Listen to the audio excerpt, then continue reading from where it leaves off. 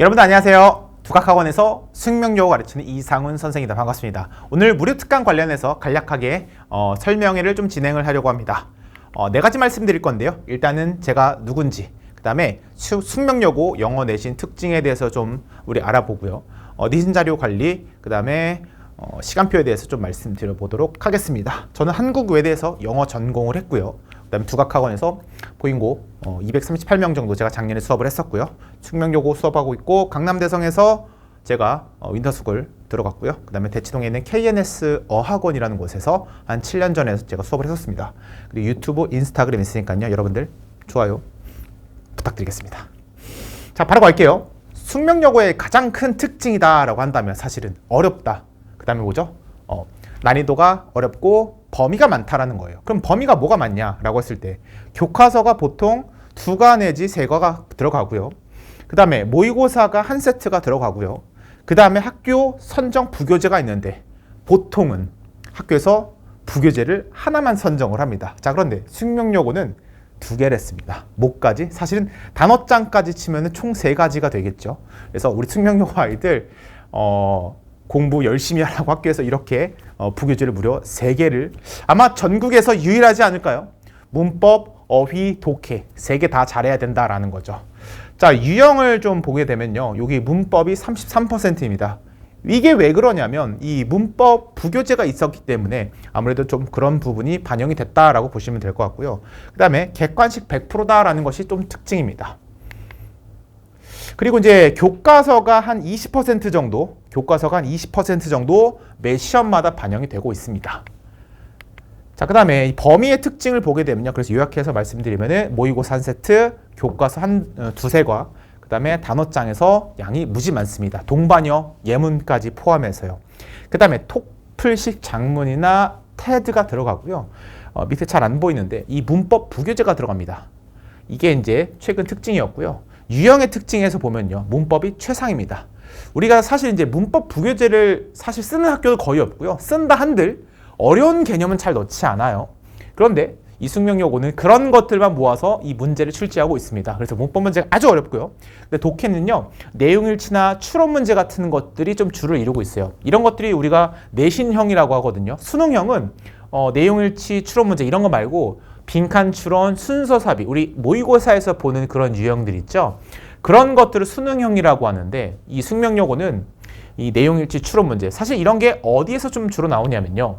대원외고, 한영외고, 외대부고 이런 좀 영어가 어려운 데 있죠. 그런 데에서 나오는 그런 유형이라고 보시면 될 것 같습니다. 그 다음에 단어장에서 동반여, 예문 같은 것들 많이 나오고요. 서술형이 없다라는 것이 또 특징입니다. 그리고 듣기도 나온다. 이런 것이 특징이라고 볼 수 있습니다. 그래서 편차를 좀 보게 되면요. 국영수가 편차가 좀 비슷한 편이에요. 영어가 그나마 조금 이제 크긴 한데 이게 여고의 특이자 이 숙명여고의 특징입니다.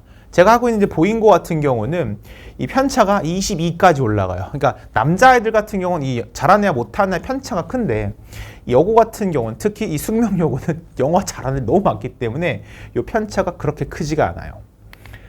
그래서 이제 어떻게 해야 되냐라고 했을 때 첫 번째가 무조건 자료입니다. 왜냐하면 자료가 중요한 이유는 이제 범위가 너무 많죠. 그거를 혼자서 절대 못해요. 학원에 의지할 수밖에 없는 그런 학교 시험 유형이다라는 거죠. 그 다음에 이제 클리닉은 사실 이제 다른 말로 표현하면 약간의 스트레스거든요. 이게 뭐냐면 뒤에 암기가 중요하다고 했는데 이 본인이 혼자서 이거를 암기하는 것이 약간 어려워요. 여러분들 인정하셔야 되면 여러분들은 자기 스스로에 대한 통제를 하긴 하지만 약간 부족하다는 것을 인정하셔야 돼요. 그래서 약간 부족한 그걸 선생님이 이 클리닉을 통해서 도와주겠다라는 거죠. 안 해오면 클리닉 와서 재시험 봐야 돼. 이런 스트레스 압박감 있죠. 그런 것들이 필요하고요. 그리고 이제 세 번째로는 암기가 중요한데요. 이거를 암기해서 그대로 뭔가 쓰는 문제는 그렇게 안 나와요. 서술형도 심지어 안 나오고요. 하지만 외워야 되는 이유가 뭐냐면요. 외워서 지문 내용이 머릿속에 다 있으면 내용일치 추론 문제 같은 것을 지문을 안 읽고 선지만 보고 풀 수 있다는 거죠. 그 지경까지 해야 됩니다. 그래야지 고득점이 나올 수가 있습니다. 그래서 암기 자료 같은 것들도 너무 중요하고요. 어떻게 무엇을 암기할지도 사실은 자료와 관련되어 있습니다. 그래서 누구나 만들 수 있지만 누구나 하지 않는, 누구나 할 수 없는 그런 완벽 컬러 분석본을 이상훈 선생님이 직접 손으로 만들어 주는데요. 무슨 태블릿을 이렇게 쓰는 그런 게 아니라 제가 이거 한 땀 한 땀 다 입력을 하는 겁니다. 그래서 빨간 색깔과 보라 색깔을 좀 구분을 해서 빨간 색깔 문법적으로 중요한 거고요. 보라색은 어휘 같은 것들 뜻 달아주고요. 그런 어떤 선생님의 몇 가지 그런 갈래가 있습니다. 가이드가 있으니까 그런 것들 내신 때 좀 보면 되겠고요. 관련돼서 숙명여고 스타일에 맞는 변형 문제를 제가 직접 만들어냅니다. 시중에 떠돌아다니는 그런 자료가 아니고요. 제가 직접 만들어냅니다. 그 다음에 3주 또는 2주에 한 번씩 진도에 맞게끔 제가 실전 모의고사를 보겠습니다. 그래서 실전 모의고사를 보고 나서 우리 학생들 반평균이랑 그 다음에 1등급, 2등, 3등 등급까지 제가 나눠가지고 우리 성적표가 나가고 있습니다. 사실 이것도 약간의 스트레스예요. 공부 안 하면 점수 안 나옵니다. 그래서 요거는 뭐냐면 제가 이제 우리 학교 단어장 있잖아요. 단어장을 제가 우리 책을 들고 다니기가 좀 불편해요. 그래서 선생님이 이렇게 손바닥 복하라 그래서 손바닥에 들고 다닐 수 있는, 주머니에 넣고 다니면서 볼 수 있는 그런 단어장을 제가 이렇게 만들어 주고 있습니다. 이게 실제로 제가 작년에 사용했던 건데요. 근데 이제 우리 학생들 핸드폰으로 이제 단어 외우는 걸 좋아하고 클래스 카드 이런 거 있잖아요. 근데 저는 디지털 학습에 대해서 굉장히 회의적이거든요. 아날로그적인 어떤 학습을 추구하기 때문에 이렇게 손으로 들고 다니는 것을 제가 좋아했고요. 제가 옛날에 했고요. 그렇게 했고 이런 것을 아이들에게 주고 있습니다. 자, 그 다음에 그래서 현장 클리닉을 한번 볼게요. 월요일 빼고요. 화, 수, 목, 금, 토, 일. 수요일하고 토요일은 저희 수업이잖아요. 요때 빼고 나머지가 다 클리닉입니다. 우리 학생들 단어 안 외우고 숙제 안 하면 클리닉 때 와야 돼요. 제가 이런 압박감을 준다는 거예요. 무슨 말 이해되죠? 그래서 클리닉 왔으면 엄마한테 카톡 가고요. 가면 간다고 카톡까지 갈 거예요. 그리고 이제 내신 시간표 좀 볼게요. 일단 저는요, 웬만하면은 5주차까지 해서 진도를 마무리를 하고자 합니다. 학교에서 추가적인 자료를 주지 않는 이상 5주차까지 해서 진도를 웬만큼 마무리하고요. 나머지 3주 동안은 실전 모의고사를 푸는 연습을 제가 주로 하는데요. 그래서 매 주마다 지문 컬러 분석본과 변형 문제 그리고 실전 예상 문제 있죠. 학교 작년 유형에 맞게끔 그리고 학교 선생님에 맞는 그런 유형을 제가 직접 만들어 줍니다. 그래서 웬만하면 5주까지 끝낸다. 6주차까지 조금 할 수 있어요. 하지만 5주차까지 웬만하면 끝내줄 거예요. 그래서 진도를 이렇게 나갈 거고요.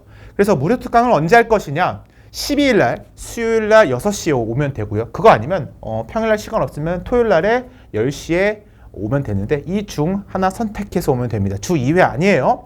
그래서 내신도 요 수요일과 토요일 시간도 동일하고요. 요때 맞춰서 오면 되겠고요. 자, 그럼 과연 뭘 할 거냐라고 했을 때 이 전국에서 가장 어려운 내신 시험 중에 하나인 숙명여고 3개년 문법 기출문제를 풀 겁니다. 그래서 그 다음에 자주 나오는 문법 빈출 개념이 있어요. 여러분, 뭐가 가장 많이 나오고 어렵게 나왔을까요? 도치입니다. 도치가 가장 많이 나온 개념 중에 하나입니다. 그래서 도치도 그냥 일반적인 그런 도치가 아니라 굉장히 그런 잘 안 쓰이는 그런 도치들도 문법 교재에서 있었기 때문에 나왔고요. 그 다음에 개정 교과서, 올해 교과서가 바뀌죠. 그래서 1학기 때 전범위, 1학기 때 한 전범위가 뭐냐면 우리가 학교 가면은 우리 학생들 아직 안 받았을 텐데 교과서가 영어 1과 영어 2가 있을 거예요. 이게 올해 바뀐 이 영어 교과서의 특징인데 1학기 때는 영어 1을 하고요. 2학기 때 영어 2를 할 거예요. 그래서 영어 1이 1, 2, 3, 4가 있고요. 영어 2가 5, 6, 7, 8 4개 있는데요. 그 중에서 우리는 1학기 전범위에 대해서 핵심 문법과 그 다음에 시험 문제 출제될 만한 그런 것들 외워야 되는 것들 있잖아요. 그런 것들 같이 볼 거예요. 제가 앞에서 보여드렸죠. 교과서가 몇 퍼센트 들어간다고요? 20%가 들어갑니다. 그래서 20%에 관련된 학습을 할 거고요. 그 다음에 작년 기출문제 하나 주고 숙제로 본인 하고 싶으면 한번 풀어보라고 제가 문제 정답까지 줄 거예요. 그래서 문제를요, 이렇게 제가 복원을 했습니다. 실제로. 문제를 풀고 나서 사실 잡지만 그냥 주면 되는데 저는 거기다 뭘 할 거냐면 짜잔, 이렇게 제가 분석본을 만들었어요. 이게 왜 틀리고 왜 맞는지, 그리고 이 문장을, 이 지문을 우리 학생들이 본 적이 없죠. 그렇기 때문에 단어가 뭔지 모를 거예요. 그럼 선생님이 어떻게 하죠? 거기다가 단어 뜻을 이렇게 적어주는 거예요. 무슨 말 얘기했죠? 선생님 이런 능력이 있다라는 거예요. 교재를 제가 만들어낼 수 있다라는 그런 자신감이 있습니다. 그래서 이런 것들 준비해서 선생님이 자료를 만들어 줄 거고요. 우리 그날 사실 3개년 전체 다 못 풀거든요. 그래서 못 푼 거는 이 해설서를 보고 나서 혼자서 공부를 하면은, 그리고 나서 내신 때 오면 될 것 같습니다. 알겠죠? 자, 선생님 준비한 부분요 여기까지고요. 우리 특강 때 볼게요. 안녕.